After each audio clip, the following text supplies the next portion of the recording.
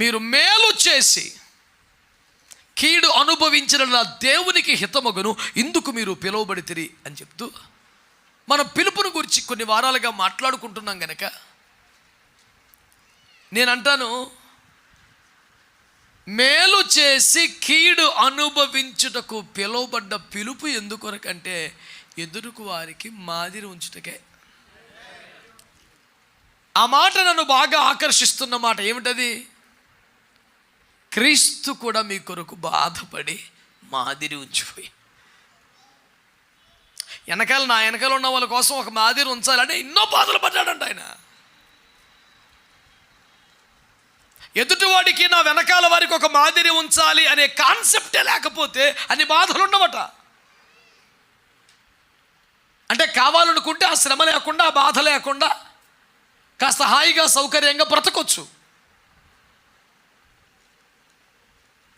He can avoid if he wants. కానీ లేదులే, మనం కొంచెం శ్రమ పడినా, బాధపడినా, ఓపి పడితే తట్టుకుంటే వెనకాల ఉన్న వాళ్ళకి మాదిరిగా ఉంటుంది అని ఉన్నాడంట. ఇప్పుడు మన పాయింట్ ఏంటంటే, మనము ఎవరికైనా మాదిరిగా ఉండాలా అక్కర్లేదా?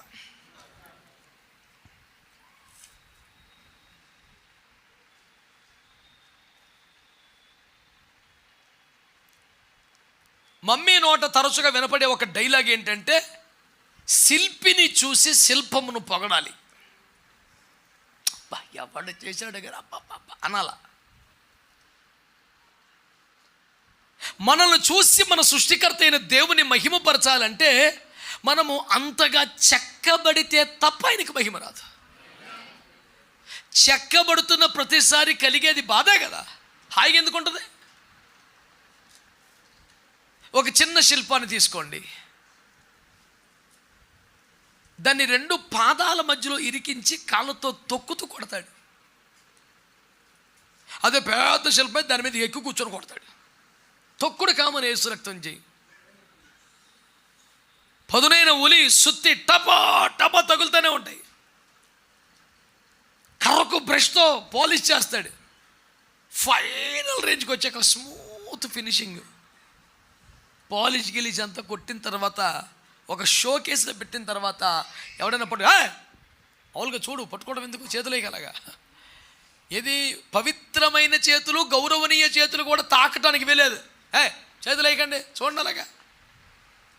నిన్నటి దాకా తొక్కబడింది, అడ్డగోలుగా తొక్కి కాళ్ళతో పాదాల మధ్యలో పెట్టుకొని దాని మీద ఎక్కి కూర్చొని చితకా బతక బాధేసి.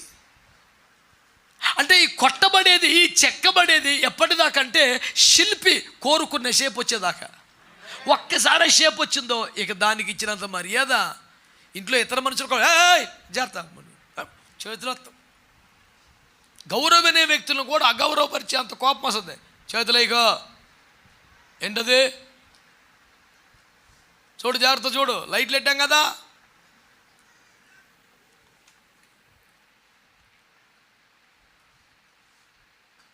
నీవు కూడా చూసిన వారు అబ్బురపడి, ఆశ్చర్యపడి, ఆనందపడే, ఆహా ఇలా ఉండాలి అనిపించే ఒక స్థితికి రావాలంటే శిల్పకారుని చేతిలో చెక్కబడుటకు అప్పగించుకోవాలి. ఇంకో షార్ట్ కట్ ఉండదు దానికి. అడ్డదారులు, దొడ్డిదారులు బైబిల్ ఎప్పుడు ఎంకరేజ్ చేయదు. సంఘములో యవన బిడ్డలను కూడా కీర్తనాకారుడు ఏమన్నాడు? వారి కన్యలు, యవనులు నగరకై చెక్కబడిన కంబముల వలె, స్తంభముల వలె ఉన్నారు అంటాడు. చెక్కబడిన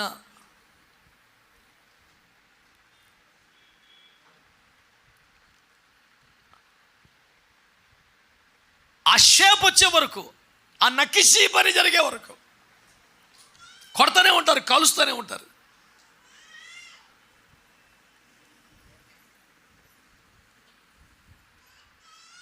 ఒక బంగారాన్ని కానీ ఆభరణం చేయడానికి ప్రయత్నం చేస్తే ముందు దాన్ని కరిగించేయటమే విధానం, విపరీతమైన హీట్లో పెట్టేయడమే పద్ధతి. అందుకే ఆయన కంసాలి, అగ్ని వంటి వాడు కాదా అనే మాట కనపడద్దు బైబిల్లో మనకి. నాశనం చేసి అగ్ని కాదు, శుద్ధి చేసి కోరుకున్న షేపుకు తేవడానికి, మలచడానికి కావలసిన పాకానికి తెచ్చి. ఈ మధ్య అడుకొత్తి కరిగాడు, వంగాడు, కన్నాడు బాబు, మహా స్ట్రాంగ్ అండి బాబుడు. అంటే కంసాలి అగ్ని చేతిలో పడ్డాడనమాట. ఇప్పుడు ఎట్టు కాలుతో వంచితే వంగుతాడు, కోరుకున్న నగిచి తిప్పుతాడు. సేవకులమైన మేమైనా వాడబడుతున్నాం, కానీ ఆయన కోరుకున్న రేంజ్లో వాడబడాలంటే అకస్మాత్తుగా గూడు రేపి తుక్కు రేగొట్టి చెత్తగొట్టేసి కాల్చేసి అన్యాయంగా ఈ నింద పడ్డాను. అనవసరంగా శ్రమ వచ్చింది కాదు, అంతా న్యాయమే, అంత అవసరమే. ఏంటంటే ఒక రేంజ్ పెరగాలి కదా. సాఫీగా సాగిపోతున్న విద్యా సంవత్సరాలు అకస్మాత్తుగా పరీక్షలనే తుఫానులు వచ్చి పడిన అనకూడదు. ఈ సాగుతున్న విద్యా సంవత్సరం అర్థవంతమైన పదోన్నతి పొందాలంటే పరీక్ష తప్పదు. చాలా నమ్మకంగా సేవ చేశాను అన్న, యథార్థంగా ఎందుకు ఇచ్చి పడిపోయిందో, ప్రమోషన్ కొరకరా నాయన. ఉత్తిని ఎవడు తీసుకొస్తాడు పై క్లాస్కి? ఇప్పుడిప్పుడే సమస్యలు తగ్గుతున్నాయి, ఓ కొలిక్కి వస్తున్నాం, పర్వాలేదు అనుకున్నాం, అనుకోకుండా వచ్చి పడిపోయిందండి బాబు. మనం ఏదన్నా శ్రమ వస్తే వాడే పదం అనవసరంగా ఇతోటి పడింది అంటాం, కానీ అక్కడ పేతురు పత్రికలో అవసరమును బట్టి నానాశ్రమ అంటే ఒక్క శ్రమ కూడా అనవసరం కాదండి, ప్రతిది అవసరమే. అంటే శ్రమ రాగానే అనవసరంగా అనే పదం ఆపి ఇది ఏ అవసరంగా వచ్చి ఉంటుందో అని ఎంక్వైరీ పెట్టుకోవాలి మనం. ఎందుకు వచ్చిందంటావు, ఇది ఎక్కడికి వెళ్తుంది, అది ఇది ఒకటే కదా. ఇంక మనకి తలుపు ప్లేసెస్గా పుస్తకం అంటే కూర్చుంటే వెళ్ళిపోతుంది. దానికి ఎవరికో నెంబర్కి ఫోన్ చేస్తాడు, అకౌంట్ నెంబర్లు చెప్పి కాలు ఊపేసి, అలాంటి వాళ్ళు బోల్డ్ మంది. ఆడేమో అదే నాకు అర్థమవుతుందండి, స్టేజ్ మించి ఎదరికొచ్చేసి ఎవరికొచ్చి కాలు ఊపేస్తున్నాడు వాడు. అదే ఎట్లా అంటే అనాయింటింగ్ వచ్చేస్తుంది చూడంటున్నాడు.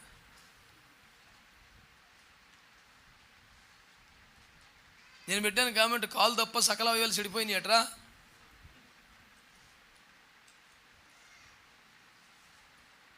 మై అనాయింటింగ్ ఈజ్ డిఫరెంట్ అని పెట్టాడు వాడు. చూసే నేను చెప్పాను anointing can be new but should not be different అని పెట్టాను. వాడికి అర్థమైతే కదా.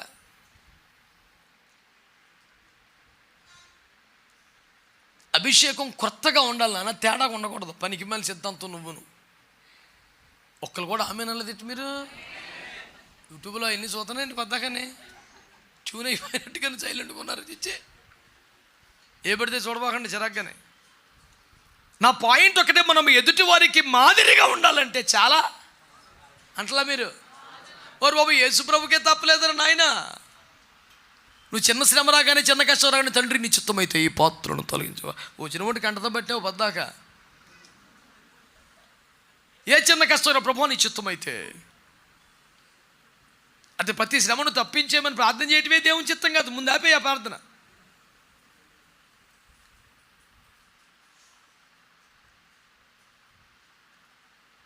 అసలు కళాశాలకి వెళ్ళక్కర్లేకుండానే, పరీక్షలు రాయక్కర్లేకుండానే ఇంజనీరింగ్ సర్టిఫికెట్లు ఇచ్చేస్తే కరోనా టైంలో పిల్లలు ఎంత సంతోషపడ్డారు.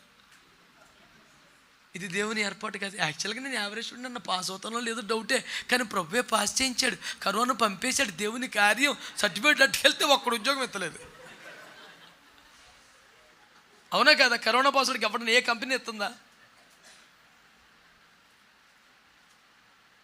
బీటెక్ ఎంటెక్ కానీ ఎంత టెక్ పోయినా ఆడ ఆఫీస్ బాయ్ గానో డేటా ఆపరేటర్ కానీ తీసుకుంటున్నాడు.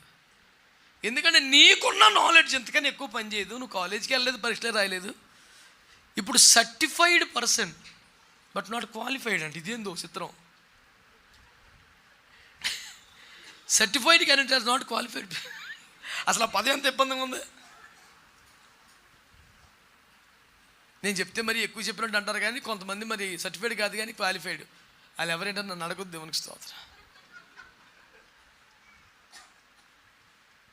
ఇప్పుడు అప్పారావు గారి పనులన్నీ దగ్గరుండి సైట్ ఇంజనీర్, ఆయన పేరు సైట్ ఇంజనీర్ అని రాసుకున్నాం, చూసుకుంటున్నాడు. మరి సివిల్ ఇంజనీరింగ్లో కానీ వాటిలో ఇట్లో కానీ సర్టిఫికేట్ ఉందా? బోల్డ్ మంది సర్టిఫైడ్ వాళ్ళు ఉన్నారు, వాళ్ళకన్నా క్వాలిఫైడ్ అయినా. ఇంక అందులో డౌట్ ఏం అక్కర్లేదు.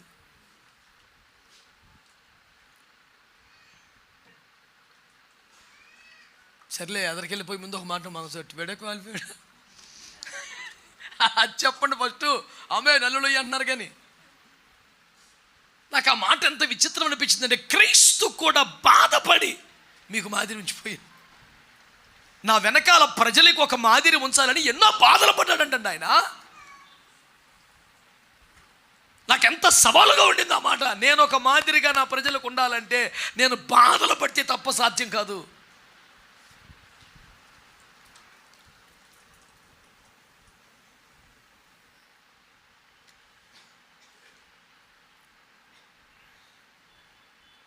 నేను ఒక 15 సంవత్సరాల క్రితం రాశాను ఒక కవితలో, 15 ఏండ్ల క్రితం. ఏం రాశాను తెలుసా? అనుభవాలు శ్రమల్లో ఉంటాయి తప్ప సుఖాల్లో ఉండవని. సుఖం కూడా ఒక అనుభవమే అనొచ్చు. బాగా భూతద్దం పెడితే రోత తప్ప ఏముండదు. ఎదుటి వాడికి నేర్పగలిగిన అనుభవం ఏదైనా ఉంటుంది. శ్రమానుభవాలను చెందిన సుఖానుభవాల నుంచి ఏముండదు. ఇప్పుడు గౌతమ బుద్ధుడి గురించి మనం ఇంత గొప్పగా మాట్లాడుతున్నాం సమాజంలో. అతనికి ఇవన్నీ ప్యాలెస్లు ఉన్నప్పుడు ఏం తెలియదు.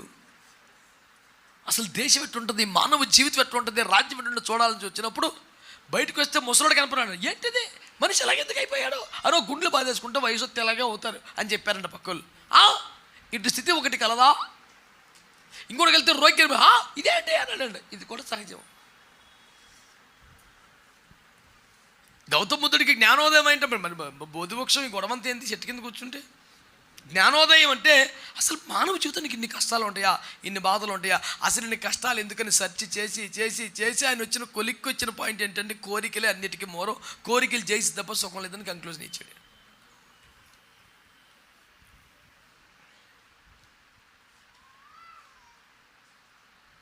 బైబిల్ అది నుంచి అంతవరకు మొత్తుకునే బోధ అంత అదే. నేను ఈ మాట చెప్పగానే చాలామంది యేసుప్రభు బుద్ధుడి కన్నా 500 సంవత్సరాలు వెనకాల వచ్చాడు, నువ్వు ఎక్కువ ఫీల్ అయిపోకంటారు. నేను చెప్పింది ఆదికాండం నుంచి. దేవునికి స్తోత్రం. ఇప్పుడు 10 ఆజ్ఞలు అని ఎప్పుడు వచ్చినాయి?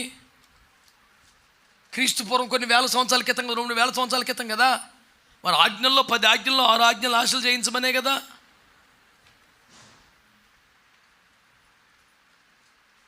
ఎవడన్నా పైన ఉన్నాడేంటి?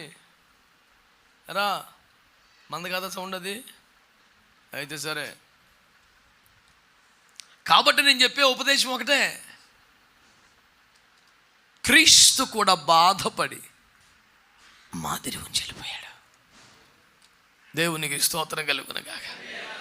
ఆయన ఉంచిన మాదిరి, ఆయన ఉంచిన ఎలా ఉంటుందో చదివి పెట్టినా నా మాదిరి. ఏంటా మాదిరి? క్రీస్తు కూడా మీ కొరకు బాధపడి మీరు తన అడుగుజాడల యందు నడుచుకున్నట్లు మీకు మాదిరి ఇంచిపోయాను. ఏంటో మాదిరి? ఆయన పాపము చేయలేదు. ఒకటే చెప్పండి. పాపము చేయకుండా పరిశుద్ధ స్థితిలో ఉండుట, పాపము చేయకుండా పరిశుద్ధ స్థితిలో ఉండుట సుఖమా కష్టమా? చాలా కష్టమండి, చాలా కష్టం.